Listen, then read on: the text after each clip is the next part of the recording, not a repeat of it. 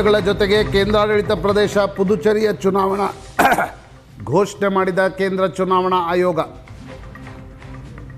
America Iran ಯುದ್ಧ, ತೈಲ ಸಂಕಟ, ಸಿಲಿಂಡರ್ ಸಂಕಟದ ಮಧ್ಯೆ ಪಂಚರಾಜ್ಯಗಳ ಚುನಾವಣೆಗಳು ಘೋಷಣೆ. ಪಶ್ಚಿಮ ಬಂಗಾಳದಲ್ಲಿ 2 ಹಂತದ ಚುನಾವಣೆ. ಮಮತಾ ಬ್ಯಾನರ್ಜಿ ಬಿಜೆಪಿ ನಡುವೆ ನೇರ ಹಣಾಹಣಿ, ನೇರ ಪೈಪೋಟಿ. ತಮಿಳುನಾಡು, ಕೇರಳ, ಅಸ್ಸಾಂ, ಪುದುಚೇರಿಯ ಚುನಾವಣೆಗಳು ಕೂಡ ಘೋಷಣೆಯಾಗಿವೆ. 2024ರ ಲೋಕಸಭಾ ಚುನಾವಣೆಯಲ್ಲಿ ಹಿನ್ನಡೆಯ ನಂತರ ಹರಿಯಾಣ, ಮಹಾರಾಷ್ಟ್ರ, ಬಿಹಾರ್ ಚುನಾವಣೆಗಳಲ್ಲಿ ಭರ್ಜರಿ ಜಯಗಳಿಸಿದ NDA ಅದಾದ ನಂತರ ಈ ಪಂಚರಾಜ್ಯಗಳ ಚುನಾವಣೆಗಳು. ಕಾಂಗ್ರೆಸ್ ಮತ್ತು ಬಿಜೆಪಿ ನಡುವೆ ನೇರ ಹಣಾಹಣಿ ಇರತಕ್ಕಂಥ ರಾಜ್ಯ ಅಸ್ಸಾಂ. ಅಸ್ಸಾಂನಲ್ಲಿ 15 ವರ್ಷಗಳ ಕಾಲ ತರುಣ್ ಗೊಗೊಯ್ ಸರ್ಕಾರ ಇತ್ತು.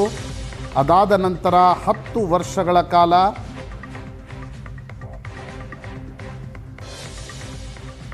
ಬಿಜೆಪಿಯಲ್ಲಿ ಅಧಿಕಾರವನ್ನು ನಡೆಸಿದ ನಂತರ ನಡೆಯುತ್ತಿರುವ ಚುನಾವಣೆ. ಪಶ್ಚಿಮ ಬಂಗಾಳದಲ್ಲಿ 2011ರಿಂದ ಮಮತಾ ಬ್ಯಾನರ್ಜಿ ಸತತವಾಗಿ ಅಧಿಕಾರದಲ್ಲಿದ್ದಾರೆ. 15 ವರ್ಷಗಳ ಅಧಿಕಾರದ ನಂತರ ಬಿಜೆಪಿ ಜೊತೆಗೆ ಮಮತಾ ಬ್ಯಾನರ್ಜಿ ನೇರ ಪೈಪೋಟಿ. ತಮಿಳುನಾಡಿನಲ್ಲಿ ಸ್ಟಾಲಿನ್ ಆ್ಯಂಟಿ ಇನ್ಕಂಬನ್ಸಿಗೆ ಬಲಿಯಾಗ್ತಾರಾ ಅಥವಾ ಪ್ರೋ ಇನ್ಕಂಬನ್ಸಿ ಜೊತೆಗೆ ಮತ್ತೊಮ್ಮೆ ಅಧಿಕಾರಕ್ಕೆ ಬರ್ತಾರಾ? ಕೇರಳದಲ್ಲೂ ಕೂಡ ಟ್ರೆಂಡ್ ಚೇಂಜ್ ಆಗಿ 10 ವರ್ಷಗಳಿಂದ LDF ಅಧಿಕಾರದಲ್ಲಿದೆ. UDFಗೆ ಒಂದು ಅವಕಾಶ ಸಿಗುತ್ತಾ? ಬಿಜೆಪಿ ಎಷ್ಟು ವೋಟ್ ತೆಗೆದುಕೊಳ್ಳುತ್ತೆ, ಎಷ್ಟು ಸೀಟ್ ಕನ್ವರ್ಟ್ ಮಾಡುತ್ತೆ?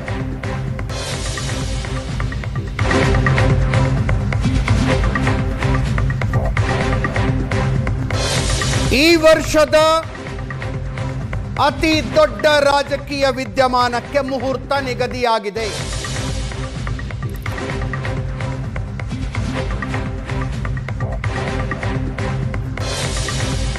ನನ್ನ ಚುನಾವಣೆಗಳ ಘೋಷಣೆಯಾದವು.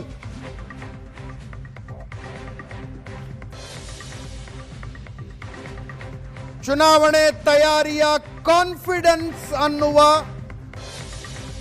ಸಂದೇಶಕ್ಕೋ ಏನು, ಬಿಜೆಪಿ 2 ರಾಜ್ಯಗಳಲ್ಲಿ ಮೊದಲ ಪಟ್ಟಿಯನ್ನು ರಿಲೀಸ್ ಮಾಡಿದೆ.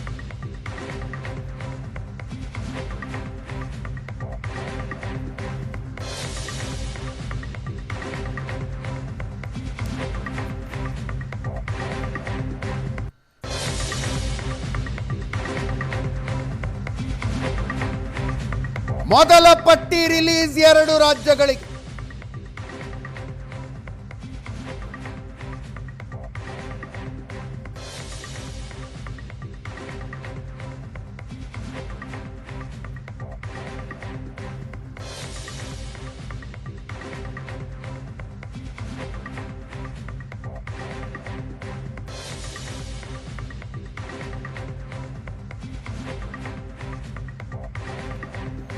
ಕೇರಳಂನಲ್ಲಿ 47 ಕ್ಷೇತ್ರಗಳಿಗೆ ಅಭ್ಯರ್ಥಿಗಳ ಘೋಷಣೆ.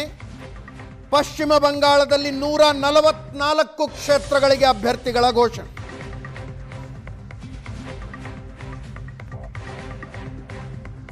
ಪಶ್ಚಿಮ ಬಂಗಾಳದಲ್ಲಿ 144, ಕೇರಳಂನಲ್ಲಿ 47.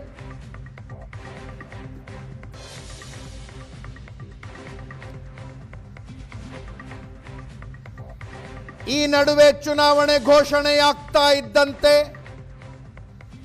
ABP ನ್ಯೂಸ್ನ ಚುನಾವಣಾ ಪೂರ್ವ ಸಮೀಕ್ಷೆಗಳು ಬಂದವು.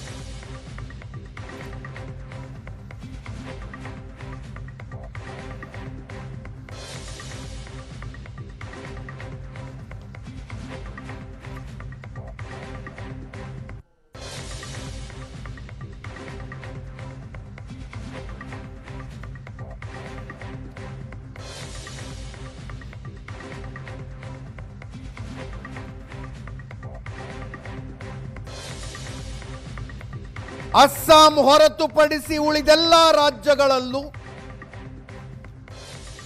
ಕ್ಲೋಸ್ ಫೈಟ್ನ ಭವಿಷ್ಯ ನುಡಿತಾ ಇದೆ ಎಬಿಪಿ. ಪಶ್ಚಿಮ ಬಂಗಾಳದಲ್ಲಿ ಕ್ಲೋಸ್ ಫೈಟ್, ಆದರೆ ತೃಣಮೂಲ ಕಾಂಗ್ರೆಸ್ಸಿಗೆ ಮುನ್ನಡೆ. ತಮಿಳುನಾಡಿನಲ್ಲಿ ಕ್ಲೋಸ್ ಫೈಟ್, ಎನ್ಡಿಎಗೆ ಮುನ್ನಡೆ.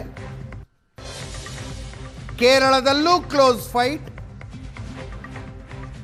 ಮತ್ತೆ ಎಲ್ಡಿಎಫ್ಗೆ ಮುನ್ನಡೆ.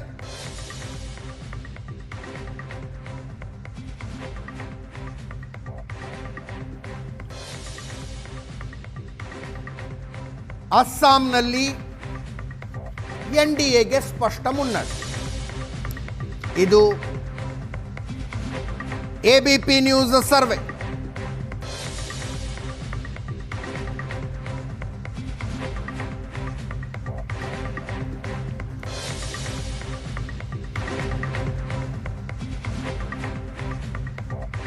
ಎಕ್ಸಾಕ್ಟ್ ಸಂಖ್ಯೆಗಳನ್ನು, ಎಬಿಪಿ ನ್ಯೂಸ್ ಸರ್ವೆಯ ಸಂಖ್ಯೆಗಳನ್ನು ನಮ್ಮ ಸ್ಕ್ರೀನ್ ಮೇಲೆ ನೀವು ನೋಡ್ತಾ ಇದ್ದೀರಿ.